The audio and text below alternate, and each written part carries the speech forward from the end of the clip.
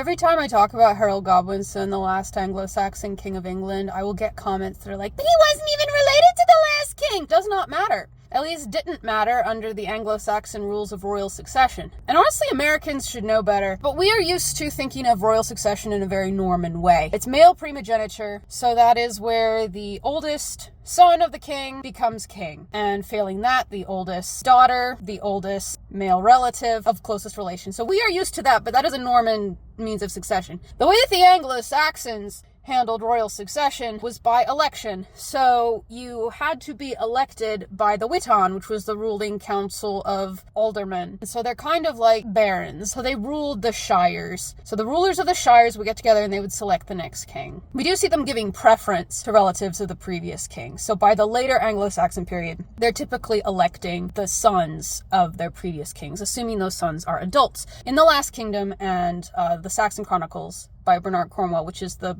books the TV show is based on, there's this subplot about Alfred the Great stealing the throne from his nephew, right? Because Alfred the Great's older brother was king of Wessex before him, and his brother did have a son, two sons, if I remember correctly, and those sons were skipped, and Alfred became king. Now, it makes some really good story conflict, so like have Alfred dealing with this guilt in the storyline and have this little like hypocrisy theme in the story around Alfred. But the thing is, there was nothing wrong with that to the Anglo-Saxon way of thinking, to the Anglo-Saxon way of governance, because you don't want a child ruling your country when he's going to have to be dealing with these invading Vikings. And we see why at the very end of the Anglo-Saxon period with Ethelred II. Ethelred II becomes king very young, and he has one of the most fraught and strife-filled and just one thing after another goes wrong. Because he became king very young, Ethelred II had the longest rule of any Anglo-Saxon Wessex monarch. And he had one of the most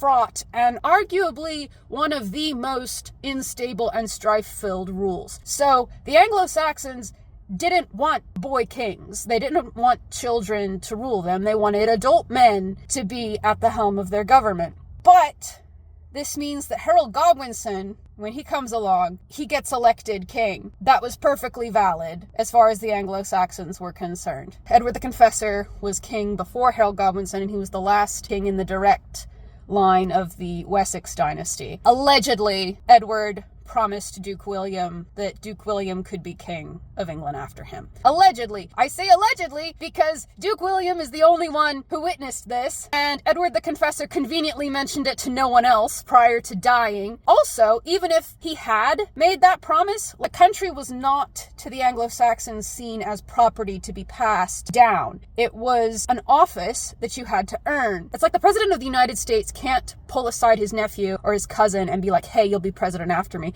It doesn't matter as far as the country is concerned. Like, you have to be selected by the people to rule. If you want to say might makes right, you sound like a Norman propagandist, but whatever. In short, it didn't matter that Harold Godwinson wasn't related to the previous king. As far as the Anglo-Saxons, who were the people being ruled, they wouldn't have cared about that part. Like, maybe they didn't all love Harold, but it looks like most of them did, because there's no way he would have been able to gather up an army to go fight Harald Hardrada, king of Norway in the north, and then drag an entire army south down to Hastings to fight William immediately after.